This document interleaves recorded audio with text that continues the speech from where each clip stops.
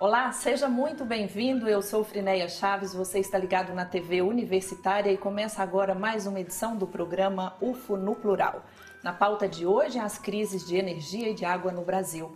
Os nossos convidados são Cláudio Mauro, diretor do Instituto de Geografia, e Sebastião Camargo Guimarães Júnior, professor da Faculdade de Engenharia Elétrica, também aqui da UFO. Sejam muito bem-vindos e obrigada por aceitar o nosso convite.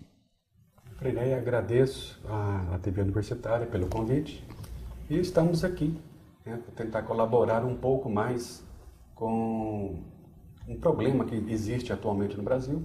Vamos tentar aí mostrar ao público o que está acontecendo, o que podemos contribuir.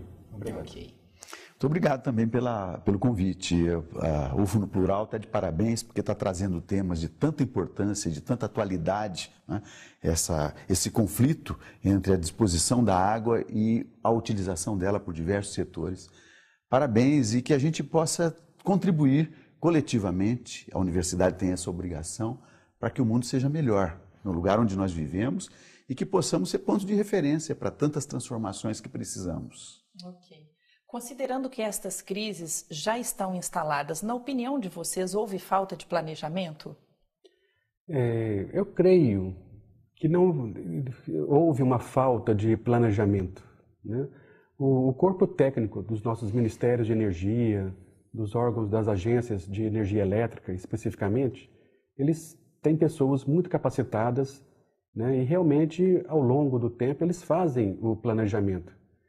Mas qual seria a resposta? Como que poderíamos atacar por esse lado?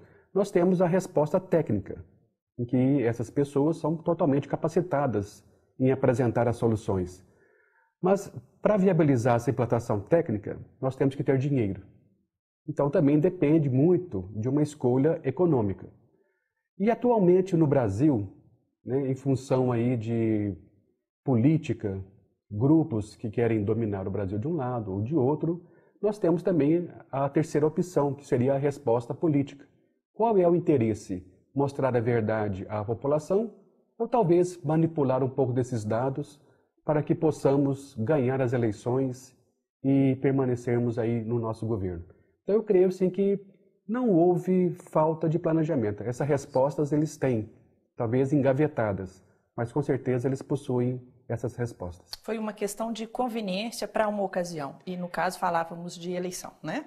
Isso, eu creio que, sim, pelo menos na minha opinião, né, o governo manipulou muitos dados, como ele manipula realmente também dados de outros setores, para que possa ser conveniente a eles, o que mais agrada ao eleitorado. Uhum. Agora, infelizmente, no caso da energia elétrica, esse ano, né, parece que o governo acordou ou não tinha mais como esconder, e nós vamos agora começar realmente a administrar essa crise que já se instalou há algum tempo atrás. Uhum.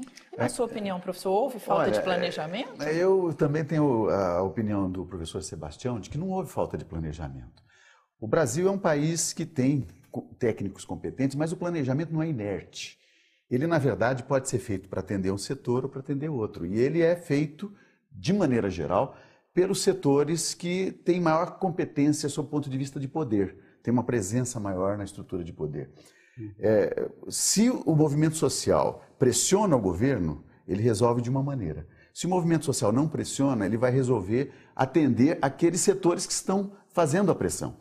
O setor energético é muito forte no Brasil, é muito forte. Estruturalmente, a questão da água estava na mão do setor energético. Tanto é que era o DNAE que fazia todo o planejamento da água no Brasil. Antigamente era o DNAE, a gente chamava de DNAE. DNAE, eu digo DNAE, né? Uhum. Mas o que acontece é o seguinte, que esse setor, ele tem seus interesses, claro, e inclusive porque a energia e a água se transformaram em negócios.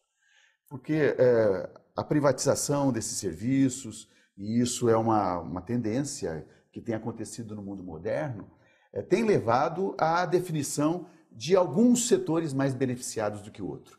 E no caso, por exemplo, da água e da energia elétrica, o planejamento atendeu predominantemente a alguns setores. Você tem conflitos estabelecidos. Você tem o conflito estabelecido do setor hidrelétrico, da produção e da energia, com o setor rural, na questão da irrigação, né? não é? Que consome mais de 70% da água disponibilizada.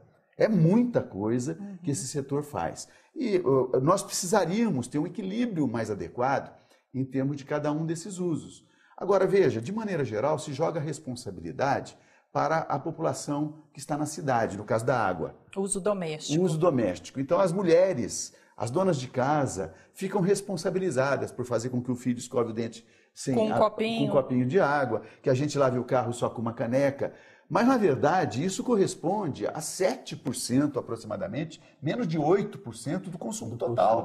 Quer dizer, então, aonde que está o problema fundamental? Quem é que está consumindo mais? Esse setor tem que trabalhar no sentido de reduzir a sua utilização da água para que tenha mais água disponibilizada. E mais, os governos têm pactos estabelecidos com esses setores.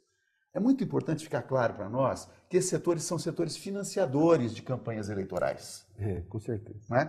Professor, e se a gente fala no desperdício, já que estamos agora no assunto água? O último dado é de que, em média, 37% da água tratada se perde antes de chegar na casa do consumidor. Então, só de resolver esse 37%, não é um ponto essencial, uma medida emergencial para solucionar esse problema? Olha, para reduzir, né? Porque, na verdade, você tem lugares como, por exemplo, no Amapá, que chega a ter perda de água tratada de 70%. Isso, é um dado que eu ia falar aqui. Realmente. Então, tem, na verdade, perdas muito variadas. Aqui em Uberlândia é aproximadamente 30%, 32%. Mas tem outros lugares em que a perda de água, no Recife, por exemplo, é 50%. E é água tratada. Água tratada, né? Fluoretada, né? Clorada, com um custo econômico muito alto, além do custo social, do custo ambiental. E só para a gente dar clareza aqui para o nosso telespectador. Então, de toda a água tratada, em média, 35% se perde antes de chegar na torneira. Isso em média. Aí do que sobra, 70% é consumido na agricultura e pecuária, no agronegócio. Não. 70% é isso? De toda a água captada. Captada. Água do rio. Água bruta. Você tem uma água no rio... Não é a tratada. Não, justamente. Você tem uma água do rio passando ali. Alguém vai e capta. Você pega 100 litros, né, daquela água passando pelo rio.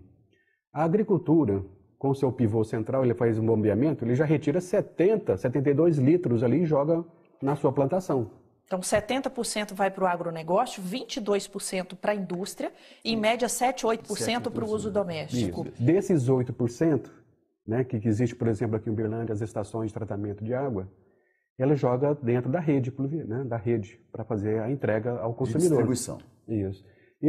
Desses 8% que foi captado lá no Rio, inicialmente, né, agora vamos supor que seja o nosso novo 100%. Então, desse 1/3 praticamente desaparece via subterrânea.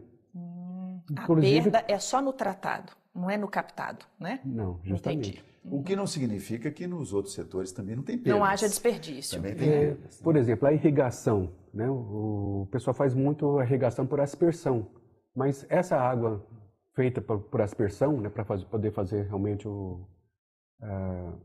a irrigação lá na fazenda, né, ela se perde muito por evaporação, não chega nem no pé da planta. Então é um sistema primitivo, que deve ser combatido por técnicas mais modernas. Por exemplo, gotejamento, né, com técnicas mais avançadas. Ok, o nosso bate-papo continua daqui a pouquinho. UFO no Plural vai para um rápido intervalo, continue ligado, a gente volta já já.